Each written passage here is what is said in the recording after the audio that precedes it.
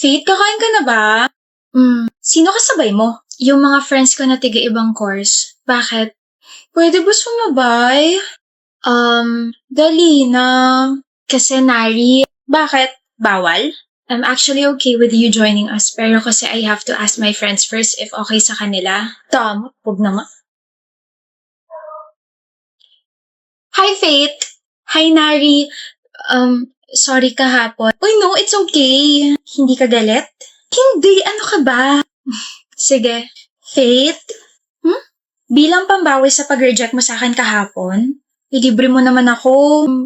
Bakit? Kasi di ba hindi niyo ako sinama sa lunch niyo kahapon? Nakakatampo. Ilibre mo na lang ako. Hindi ka galit pero nagtatampo ka. Sabi ko naman sa'yo, di ba, I have to ask my friend's permission muna. Ayaw mo ako ilibre? Di naman sa ayaw, pero kasi I don't think we're close enough para ilibre kita.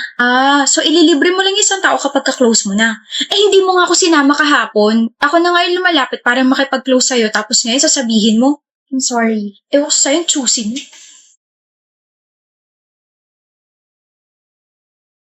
Kakainis. Init na naman ang ulo mo, Nari. Ito kasing si Faith, damot. Yung pinakatahimik at pinakamabait na kablock natin? Madamot? Sigurado ko ba si Faith yan? Mabait? Hindi naman mabait yan eh. Lumabas na yung tunay niyang ugali. Bakit ano nangyari?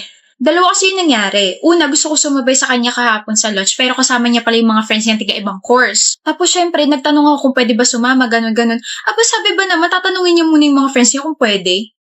Tapos ito pa, kanina lang to nangyari ha.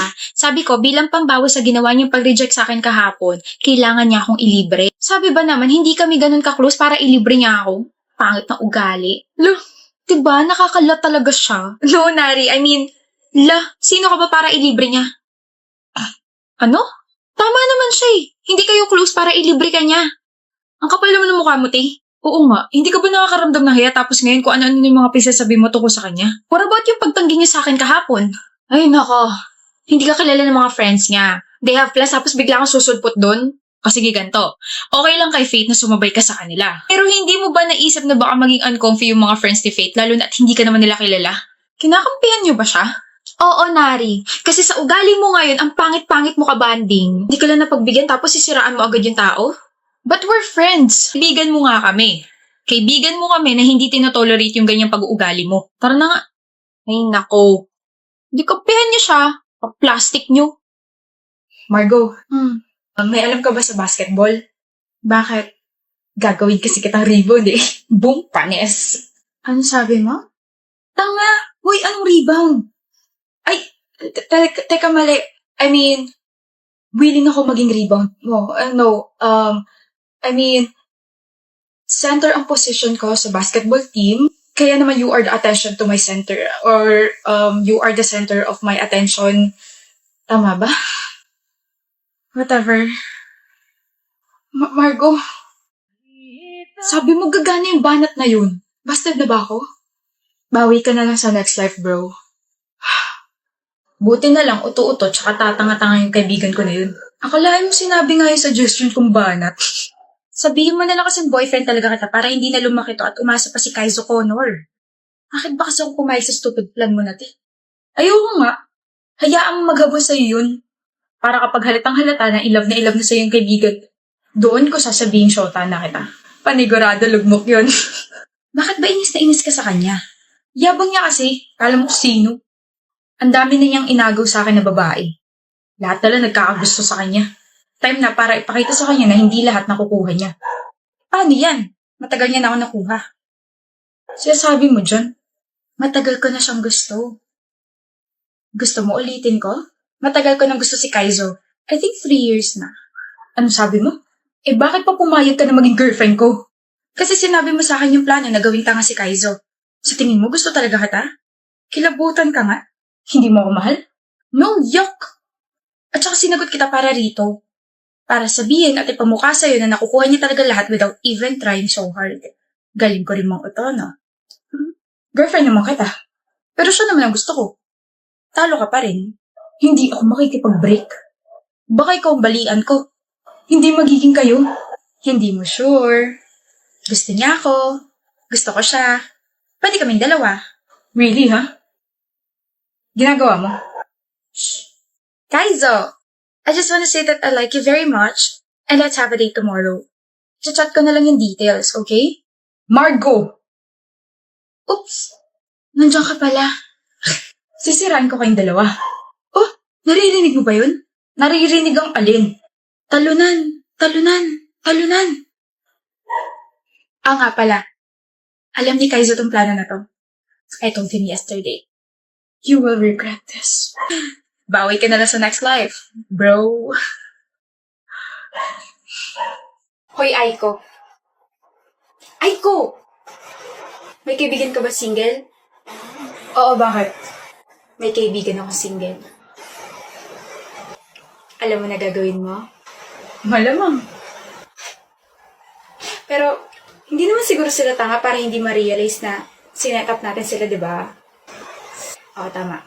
Hindi sila tanga. Marirealize din nila yun. Pero ayun nga, gawin natin itong mission success, okay? Okay. Okay. Nagkaka-develop na ba sila, Aiko? Parehas lang nakangiti. Mukhang nagkayayaan na kumain. Success!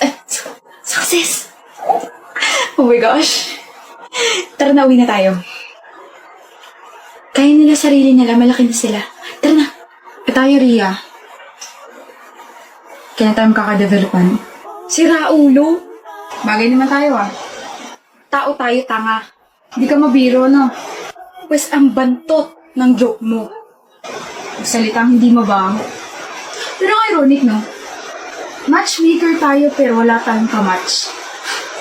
Kasi hindi ka gumagawa ng paraan para magka-love life ka. Ganon yun. Paano yung taong gusto ko, pilosopo. Kapag gusto, may paraan. Kapag ayaw, may dahilan. Natakot umamin. Takot ka ma-reject?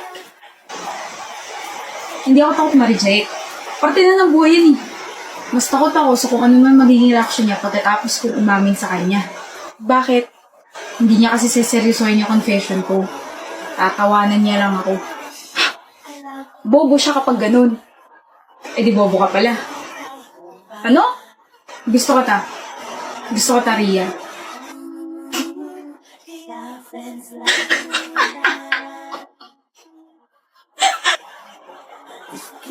See? I told you. Kapag umamin ako, tatawanan mo lang ako. Gets mo na. Pero ano, don't feel bad. Please. Okay lang ako. Ganun talaga. Nagiging tuloy tayo para sa dalawang tao, pero yung sarili nating tulay, hindi natin maasikaso. Kaya tara na, umuwi na tayo. Natawa ko pero hindi ko naman sinabi na hindi kita gusto. At ano? Tara na. Nagutom ako bigla. Tara na. Ano kailangan mo? Ang aga-aga ang sungit, ha? Huwag kang atat, Kurt. Ano nga? May gusto lang ako ipakilala sa'yo. Kurt, this is Wanelin. Classmate ko sa history class. Hi! I'm Wanelin. Hi. Wanelin, this is Kurt. Childhood best friend ko. Single yan. Ang pogi mo, ang pogi niya. Ito na ba yung time para umexit ako? Oh, alis ka na. Umalis ka na, ako na bahala rito. Bye, alis na. Ay, sige, nagmamadali. Okay, bye. Enjoy. Gutom ka ba? Tara, kain tayo. Yes. Sabi ko kung gutom ka ba. Ano? Busog pa ako. Ha? Alam mo, sobrang crush na crush kita. Since senior high, lagi na kita nakikita. Tapos, lagi mo kasama si April. Gusto ko lang sana itanong kung pwede bang mag-date tayo. You know what, Wanelin? It's Wanelin. Wanelin. Right, sorry. Wanelin? This may sound harsh, pero kasi hindi ako interesadong kalalanin ka. I like someone else. Hindi, okay lang. Isang date lang naman. Kung tatanggapin ko man yung offer mo, mas lalong tataas yung expectations mo sa akin. Sino yung gusto mo?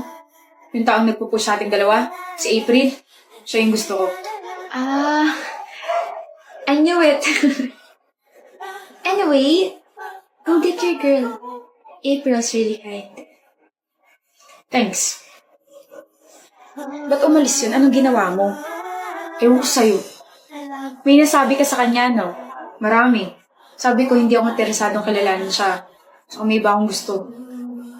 Yung bibig mo, wala talagang preno. Ang pasmado. Kaysa naman umasa yung tao, diba? Bad shot na. Sabi ko pa naman, mabait ka. Mabait lang ako sa taong gusto ko.